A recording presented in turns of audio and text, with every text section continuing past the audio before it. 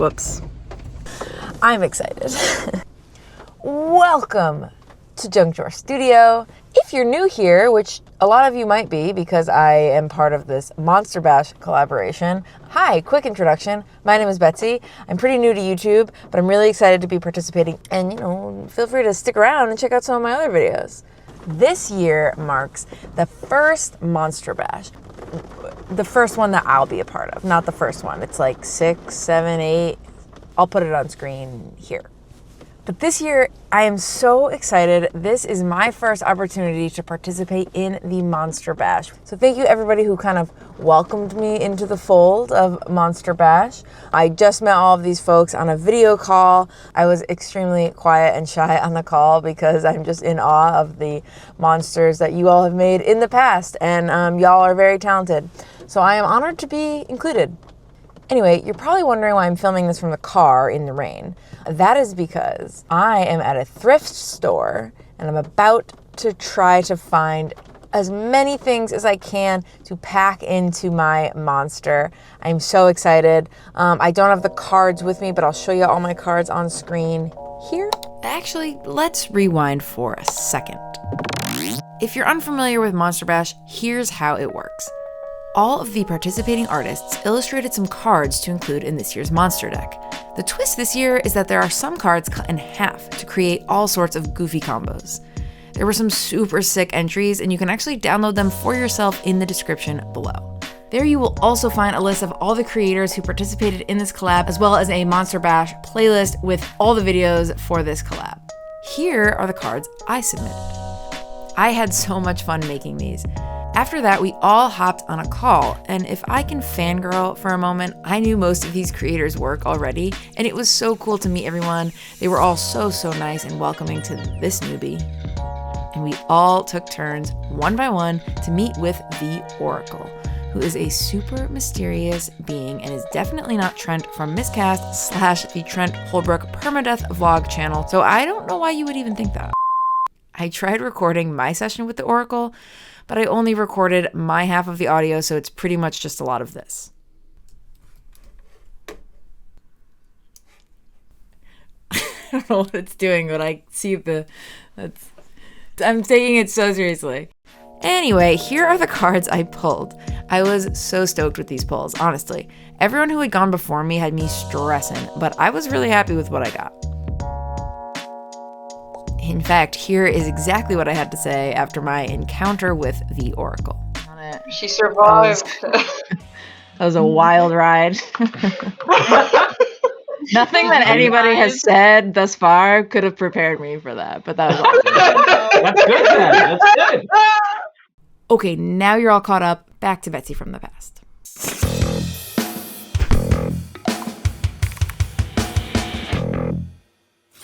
I've never done anything like this, but I've always wanted to do something like this, so I'm really stoked about it.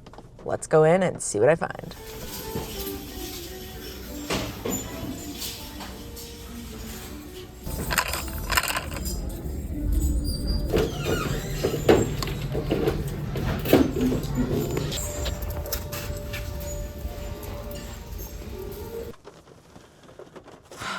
I didn't film that much because I was nervous.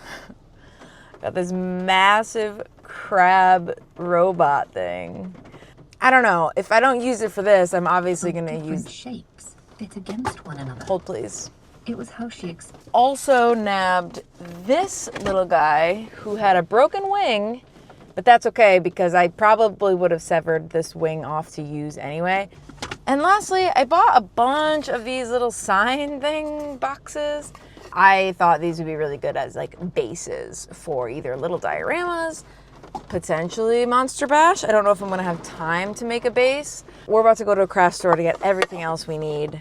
Things I'm looking for like 2B things, because I have that one card with the skull and the 2B things. All sorts of monster bones will be really useful. I need some more skulls of an appropriate size. Anything kind of cat or fur related for this card. Cheap dice for this card. Or maybe like little beads that look like dice. That's a thing that I've seen at craft stores. So I'm actually really hopeful that I might find something like that. I'm back at my studio. I left my microphone in the car, so if the audio sounds weird, that's why. But my hair has started to curl because it's raining so much.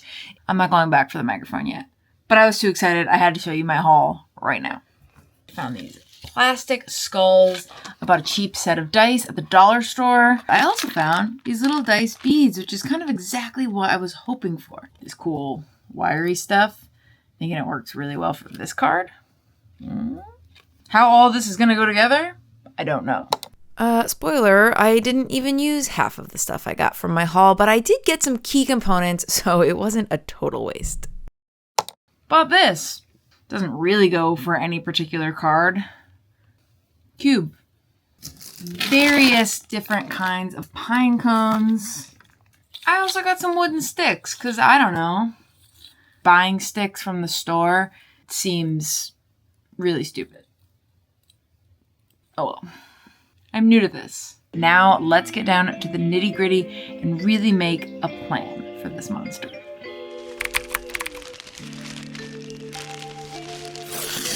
Rather than do a traditional concept sketch or something, I thought it would be more useful to just kind of size everything up in real time and really make this a true trash bash kind of go with the flow type of thing. So I started by severing off the head from this fly skeleton and sort of was considering putting the jaw from the human skull on the bottom of it. You can kind of see me start to size them up here and see if that would look good. And, you know, at first I did think that would be cool, but spoiler alert, I don't end up going with the jaw. I just couldn't really get it to work. I don't know.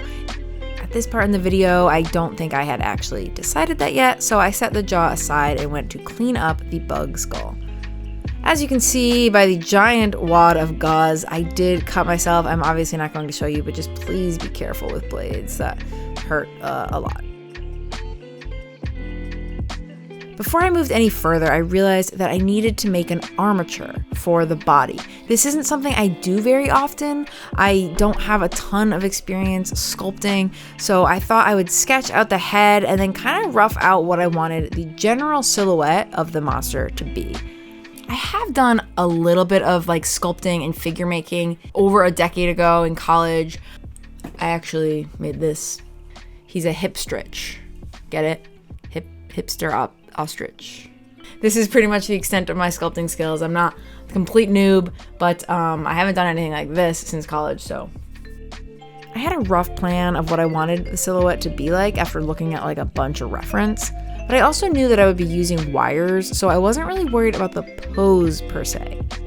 I just drew a very straightforward pose so that I could get the proportions right and build my armature, but I wasn't super worried about posing yet because I knew I would be able to reposition it. Once I had something I was happy with, I got out a bunch of armature wire. I started with this kind of thicker gauge and just admittedly kind of made it up from here. I haven't made a lot of armatures. I know that they're really useful for bulking out the body and for keeping the limbs sort of connected and solid. Yeah, I just kind of winged it. Used a bunch of old tissue paper as well as some masking tape, and later you'll see me bulk it out a little bit more with some tin foil. In this clip, I'm twisting the wire to make the basic shape of the arms. Again, just to have something to kind of stick onto when I bulk it out with tinfoil and other bits later.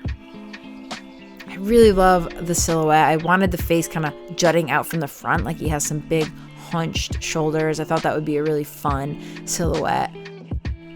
I stuffed this extra piece of foam in the back just to kind of bulk it out.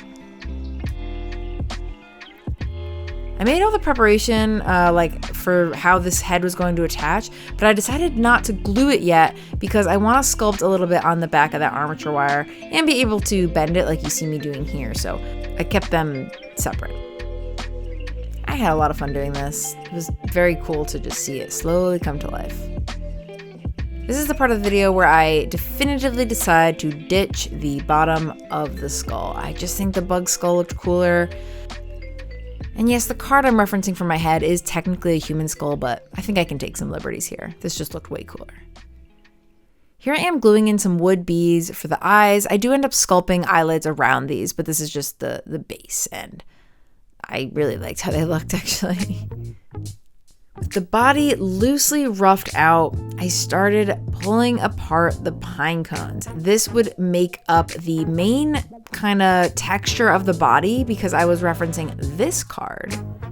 And I actually thought this would be a lot easier than it was. I struggled, as you could tell by those clips, with getting all these pine cones broken up into usable pieces, but I did do it eventually. I also cut up a bunch of EVA foam to kind of mimic the texture that's happening in this card. I wanted kind of like a chitin armor type of thing. I'm honestly not super happy with that part of the build, but I end up covering it with a lot of stuff, as you'll see, so it was fine, but that's what I was going for there. I then start sort of shingling on the pine cones with some more EVA foam to bulk out those gaps and some hot glue. And I really like how this started to look. It was kind of supposed to look like armor. I know this is supposed to be a monster, but I don't know. I was kind of picturing him like a cyborg, but instead of robot parts, it's nature parts. It's like natural bits. He's like a cyborg, but of nature. I don't know. I had these extra fake bones in like my bits box, and I had a good idea for the other arm. I actually thought if I trimmed these down to size that they would be really cool as like a bone arm. This isn't inspired by any particular card. I just kind of wanted some asymmetry and really liked the idea of one big arm and one skinny arm. So this I thought matched the skeleton head and looked really cool. So I trimmed the bones down to size. Don't worry about the gaps between the two pieces of bone. I'm going to fill that later with green stuff. For now, I just glued them in. Oh yeah, I also made a little pelvis area with the top of this fake acorn. It just fit absolutely perfectly. If you're wondering why I'm drilling a hole in this bone, it was because I thought it would be good to make a little sort of pin to really glue this and make the connection a little bit more secure. I do end up adding a lot of green stuff around the bones, as you'll see shortly, so it's not like hanging loose like an earring like it is in this shot, but there it is all rigged up. I love how the two arms are so different. Again, the bones end up having those gaps filled, so they look a lot better with all the green stuff, but I'm loving how this is shaping up. Here he is with his little cube seat. Now I need to figure out the legs, and I had those sticks that I had mentioned earlier, and I thought those would be cool legs. Again, this isn't necessarily inspired by any of my cards, but I thought that this was a cool kind of nod to all the natural bits of material that I had gotten in some of my cards, like these ones that I'm showing on screen here. I cut them down to size with my angled miter shear, and I clipped the wire armature a bit to kind of create a similar pin mechanic that I did for the bone arm. I, carved in a little bit of detail to the bones to kind of, just add a little bit more visual interest. But then I also ended up drilling a hole in the top and fitting them with a little bit of glue onto those wires. This way they would be posable until the point that I fully glued them into place. And also it just doubled as a really secure and good connection for those legs. And of course, I had to carve the bottom part of the leg as well. I was really happy with how these came out, the little knobbly knees, and I kind of tried to carve in like a calf. I think these look awesome. Yet again, I attached them with some super glue and some wire with some holes that I drilled in so I could repose him as I needed to. Okay, this part was completely exhausting, but it did look cool. I couldn't deny it. This pinecone body was really cool. That card was actually very daunting to me. I wasn't really sure what I was going to do for the pinecone body, but even though I ended up going very literal with it, I'm glad I did, because it's not something I necessarily would have bothered wrestling with, but it looks awesome. Not sure if this hand looks familiar to you, but it actually is from the dragon that I picked up at the thrift store that I showed off in the beginning of this video. It's the only part I actually ended up using from any of the thrift store bits, but I'm glad I got a little bit of thrifted stuff in there. I just cut it off and slapped it on. I sculpted a bit of a sort of connection piece later on. And by later on, I mean right now, because this is the green stuff part of the video. I don't have a ton of experience with green stuff. If you've watched some of my videos, you know this, but I had a lot of fun with this. I was really just looking to fill in a lot of the gaps. I wasn't looking to sculpt too much custom detail, at least not yet, because I do end up going a little overboard with the green stuff later in the video. But for now, I'm just kind of filling up the gaps. There was like a weird seam across the top of this, so that's what I did here. The reason why I'm adding dots is because I'm a newbie with green stuff, and I thought I could leverage adding some interesting texture into the green stuff rather than having to make it perfectly smooth, because I'm just not great at that yet. This was kind of my in-between way of achieving an interesting texture without worrying about making it perfect. I carved in some kind of gross looking eyelids, and I'm really happy with how those came out. Honestly, I feel like I did a pretty good job with those. I did a similar kind of texture to the back of the head. I ended up painting this bone color just like the rest of the head, but at this point I wasn't sure if this was going to be sort of like a brain kind of thing. I wasn't really sure. I just knew I needed to kind of round out the back of the head, so that's the approach I did. I sculpted some teeth as well out of green stuff. The reason why I did it separately is because I thought it might be good to have them cure a little bit before I attach to the head. I actually don't really know if that was the right move, but it worked out in the end. Here I added a little bit of green stuff to the hand to try to blend that.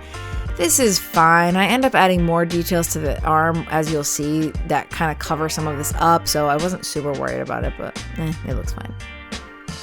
And as promised, here I am sort of patching the weird gaps in the bones. I also added this big glob of green stuff to the end to kind of look like some sort of tendon or cartilage, attaching it to the body. Did it for the knees as well. I like this. It adds more structural stability and just some cool texture. Green stuff is really fun. Who knew? Here I am attaching the teeth after they've cured a little bit. I knew I needed some big teeth because of this card, and while it doesn't match perfectly and I don't have quite as many teeth, I think I nailed it. I'm really happy with how these came out.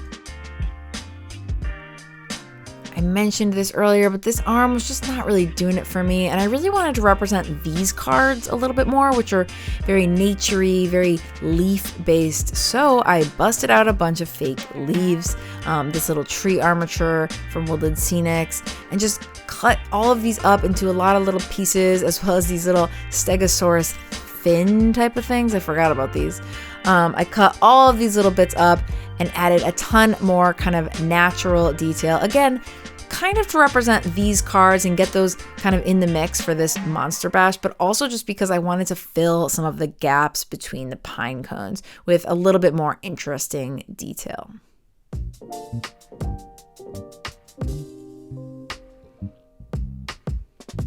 These fins were very finicky. I had to re-glue some of them several times because I kept knocking them off. I love how it came out on the head. They were kind of like bent, but I actually think it looks awesome. It kind of looks like a mohawk or something. I don't know. I love how that came out.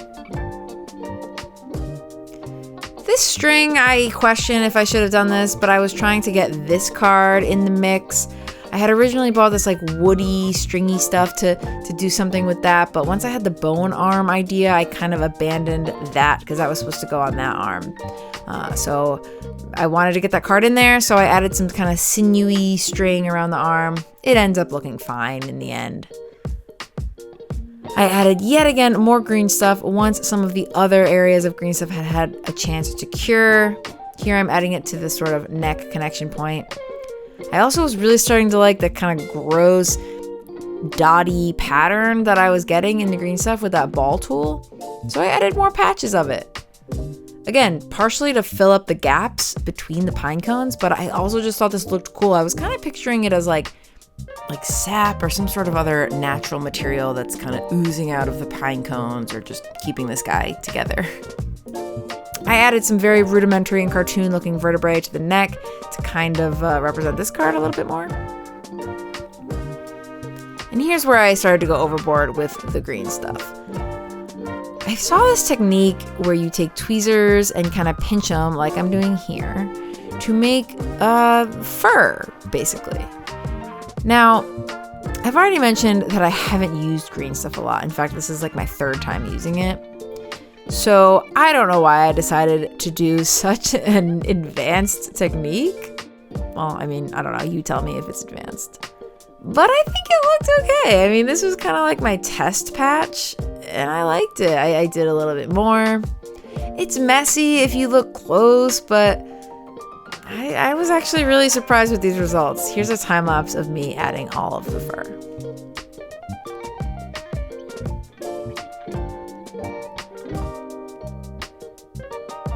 Okay, I know this time lapse is moving very quickly, but here it is, all done.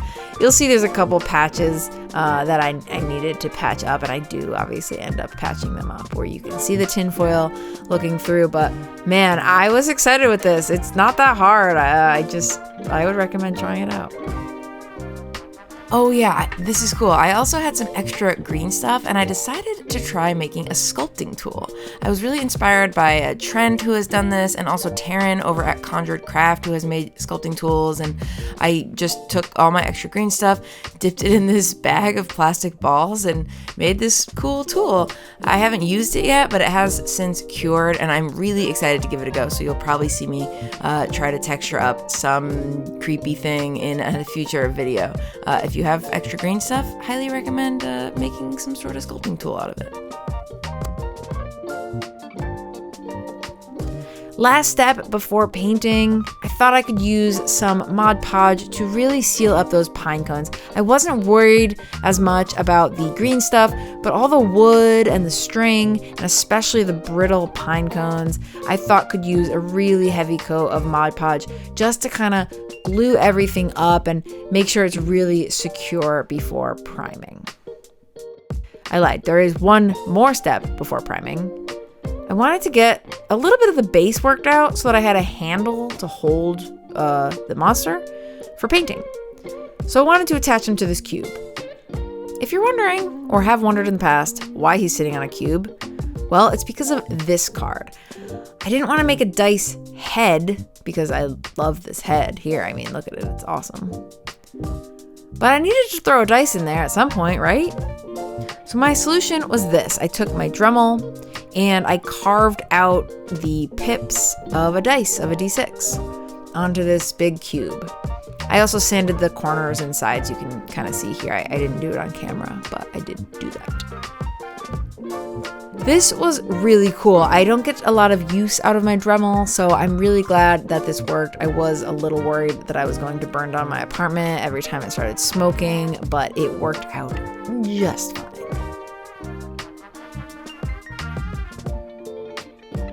I drilled a couple small holes in the dice. I won't bore you with how I worked out where to put them because honestly it took a really long time.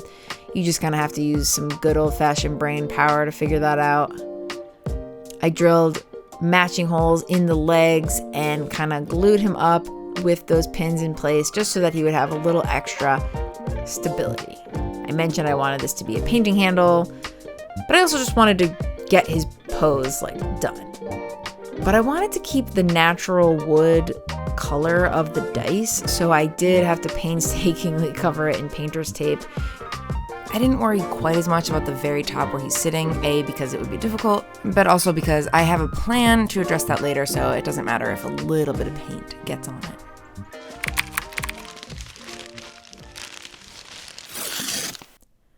I don't get a lot of use out of my airbrush, so I was really excited to get some practice in on this bigger model. I find that when I try to practice airbrushing on small minis, like for gaming, they're so small that I'm done before I've really had a chance to get a feel for the airbrush. So this was really fun to do. I know it's just priming. I do end up adding a little bit of color in a moment. Sorry, the footage is not great. Airbrushing is hard and filming it is even harder. Once I had it primed black, I did a pretty heavy zenithal highlight with some light gray from the airbrush. Again, I'm pretty new to airbrushing and hell, even YouTube, so 2 reasons to be easy on me for this awful footage. After doing the zenithal highlight, I thought I'd do a little bit more of an advanced technique and add some color through the airbrush. I took a deep purple and tried to spray it in like the shadow regions. I really was trying to create a light source. I'm not sure how effective that was in the final painting, but I do like the final painting. I also sprayed a lighter purple, from the direction of the light source, mostly on the fur, and that was basically the base coat done.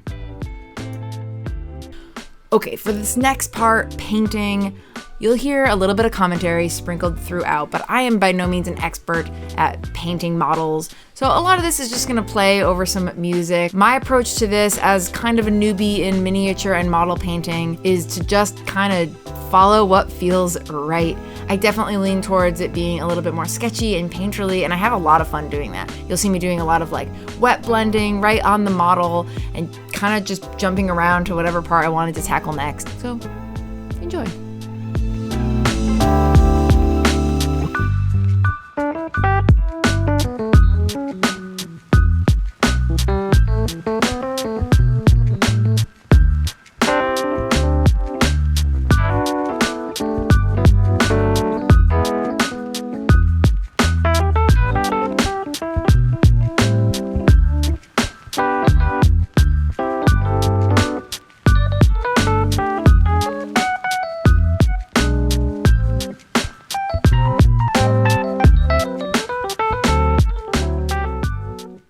For the other half of the face, I actually tried to do this more dark and muted than the right side of the face because this was supposed to be in shadow. Now, I'll be honest, I don't know how successful I was at making it different, but I like how this came out a lot. So ultimately, I don't regret my approach. Someday, sure, I would like to get better at those techniques and just more advanced techniques, and I still really like how this turned out, even though after a bunch of layers it ends up looking just very much like the other side.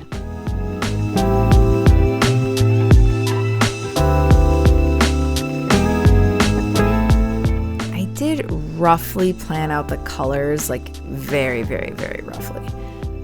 Really, I'm kind of just winging it and also heavily relying on the triad system of Army Painter paints to kind of steer me in the right direction here.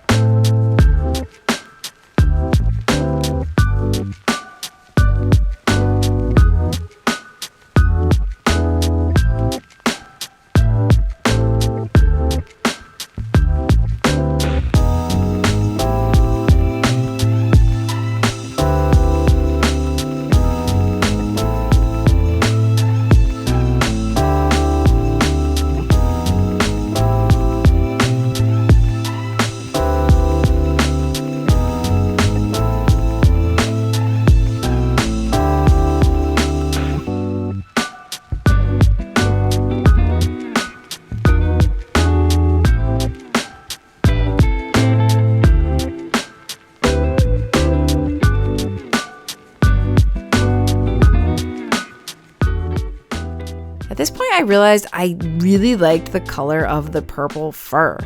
I kind of knew I wanted to do it like a cooler color like purple or blue, but I was pretty satisfied with exactly what came out of the airbrush with the black primer underneath and the purple sprays below and above.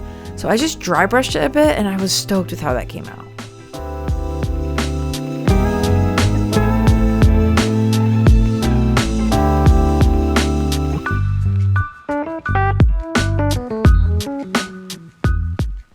I had a ton of fun painting the pine cones. I tried to use the actual kind of shadow created by the zenithal prime as like a guide, and I painted the darkest brown color in the shadowed areas of the pine cone. There was a point here painting the midtones where I wasn't sure if I was getting enough coverage because you can kind of see some of the purple shining through in like the recesses where I didn't really get enough paint. But I started to feel like it looked really cool, and then I kind of started to lean into it. So as I'm painting the highlights here, you can kind of see I'm being pretty rough, brushing it like over the ridges and as opposed to going slow and methodical. Because I think that little bit of purple, whether or not you like it, I really like it. I think it looks cool. I wish it was a little darker maybe, because I feel like it would be a shadow in those crevices, but I don't know. I loved how that little bit of purple stuck out, so I kept it. I painted all the little plant bits green. I thought that this kind of green, teal, and purple color palette was all really playing nice. So as much as I didn't intend for this to be like super rainbow, I do think all these colors just look so nice, and sometimes I can't help myself. I love adding color.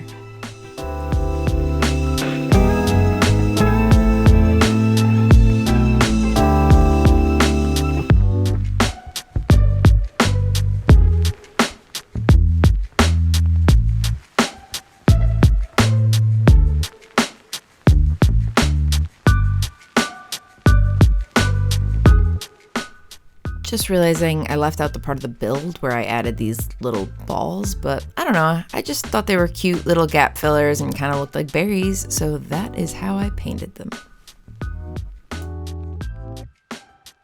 Love how these little yellowed teeth came out. I kind of went over them with a million different layers of yellow, then back to white, then back to yellow, but where they landed, I loved. If you're wondering why I painted some of these bony areas way later than the face, it's because I wasn't sure if I was going to keep the mandibles and the antennae and the back of the head to be actual bone, but that is what I ended up landing on. I loved this color. I loved how all of this was coming out. You can kind of see some more details I added to the leaves. It's a little bit of edge highlighting, a little bit more detail to the pine cone as well that I kind of did off camera. Some little subtle bits of highlighting. Finally, I added a wash, but not in the way that you would expect, where you just slap it over everything. I don't think there is any shame in doing that. I do it a lot, especially for terrain and for minis that I've like speed painted.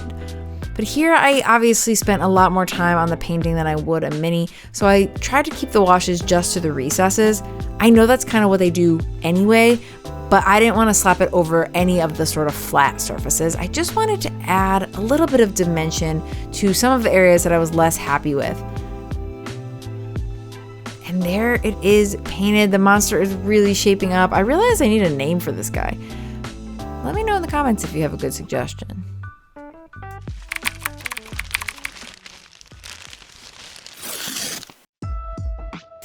With the painting finally done, it's time to move on to the base.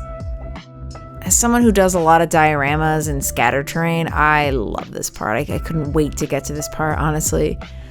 I used some Sculptamold, as you see here, to kind of just form a basic ground kind of covering and make the surface just a little bit more natural looking. I then stuck the big die right in there and, sculpted around it. I added a bunch of little ones around as well, really paying homage to this guy heavily. I just love dice. I love board games. I feel like a lot of you probably do too, so you probably get this. Oh yeah, I also added a cat because when meeting with the Oracle, we were all asked one wish for your monster. Mine was that he found a friend by the end of this process. And I think he did.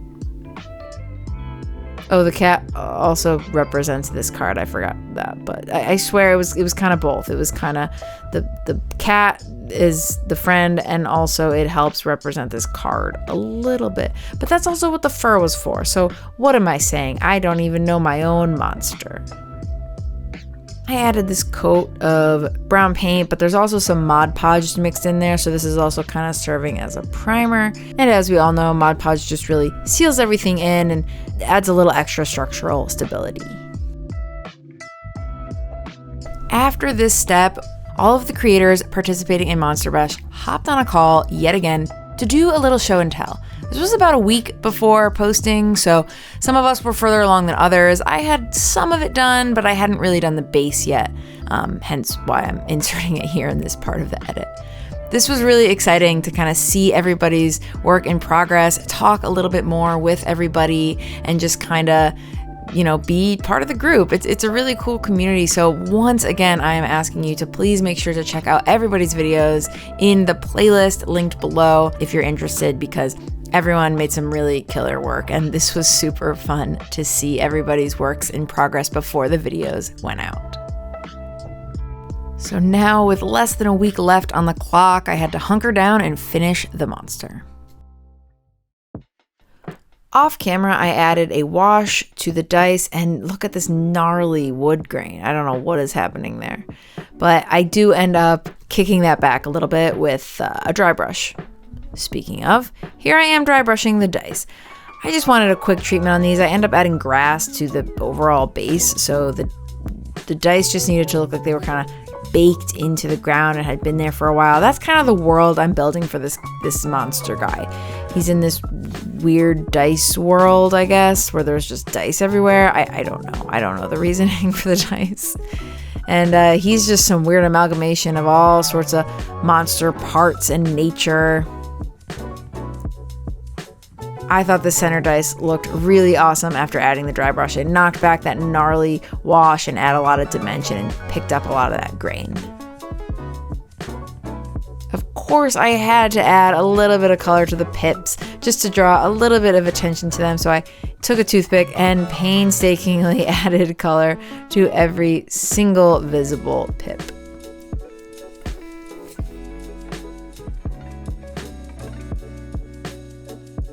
I added a pretty heavy wash to these dice for the same reason that I already mentioned with the dry brush, which is that I want these to just look battered and old and, you know, something that our little cat friend would like. I don't know. That was a forced segue. He's really derpy, but I like him. I glued him into place. Oh, and if you're wondering how I made that little indent, I just stuck him in the Sculpt-A-Mold as well as some of the bigger dice on the right side, then pulled them out once it had dried for a little bit because I thought it would be easier to paint without them in there. These final two dice that will be glued to the diorama, I wanted to use them as a canvas to represent these two cards from my Monster Bash pulls that unfortunately I didn't get to work in any other place. I had some ideas. I thought maybe this squiggly one could be used as like tattoos on the body of the monster, but there wasn't really a place to do that. And as far as this other one goes, I don't know if that triangle is supposed to be Bill Cipher from Gravity Falls, but that's definitely who it reminded me of. So on the second dice that you'll see in a minute, I do add a triangle that is definitely giving Bill Cipher from Gravity Falls. This actually does a little bit of double duty because one of the other creators said that my illustrations for the monster deck reminded them of Gravity Falls, which was a huge compliment. So this is kind of an homage to them as well. While I was at it, I added some other Gravity Falls elements. This is not a Gravity Falls diorama, but again, just to pay homage to a couple more of my Monster Bash cards, I thought this was a fun little way to do that. If you know Gravity Falls, you will know what all of these symbols are. And if you don't, well, you should watch it. I know it's a kids show on Disney Channel, but it's really good. Finally, I gave them the same treatment as the little dice on the base, which is a dry brush and a heavy black wash. Just to, you know, make them look old and cool. I glued them back into place once they had dried mostly and started adding glue so I could get some grass in there. If this is your first video of mine, I love adding grass and greenery and vines and moss and flowers. It's one of my favorite parts. Weathering too. I just think it's so much fun. So I go a little crazy here with the grass, but I just think it's fun. I opted to not do static grass this time because I struggle with it, and also I didn't think it was necessary for this. I just added tons of glue, tons of flock of a bunch of different colors, more spray tack over the top here, and then lather, rinse, repeat. I added so much glue, so much flowers, so much flocking. It really looks very vegetation heavy in the end, but I'm really happy with it. I love this step.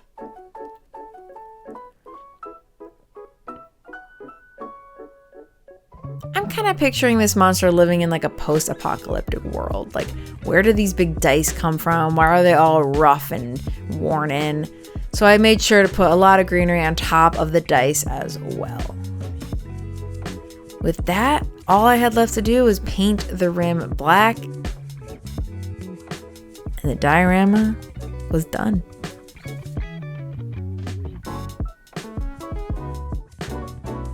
Here I'm showing off the grass when it was semi-dry. I also just wanted to show that I added some flower tufts as well off camera. Oh yeah, final step. If you were wondering why his hand was posed that way, it's because he's holding a D20, of course. Why? I don't know. I thought it looked cool. And that's going to be the whole build. Stay tuned for the grand reveal, but first I just want to thank everybody who's watching this video, as well as all the creators from this Monster Bash collab. Again, check out all the information in the description below if you want to check out their socials or YouTube channels, and the Monster Bash playlist, which is also in the description below, with all the videos linked right in one convenient place for you. Please check them out. And thanks again to those creators on a personal note for welcoming me into the fold and allowing me to participate in the Monster Bash this year. This was so much fun. And also huge thank you to @A_creative_Jenks, who designed this year's Monster Bash logo. I did the animation that you saw in my video, and I had so much fun doing it. So thank you to A_creative, Jenks, and Ames for allowing me to add some animation to it. It's an awesome logo. And that's going to do it for Monster Bash Remix. Thank you so much for watching. Stay tuned for the grand reveal. And if you're new here, consider subscribing or checking out some of my other videos if you haven't made a call just yet. Like, subscribe, notification bell, do all the boring YouTube stuff. It really helps support not just my channel, but every channel. So if you watch videos of people you like, consider doing all of those things. Without further ado, here's my monster.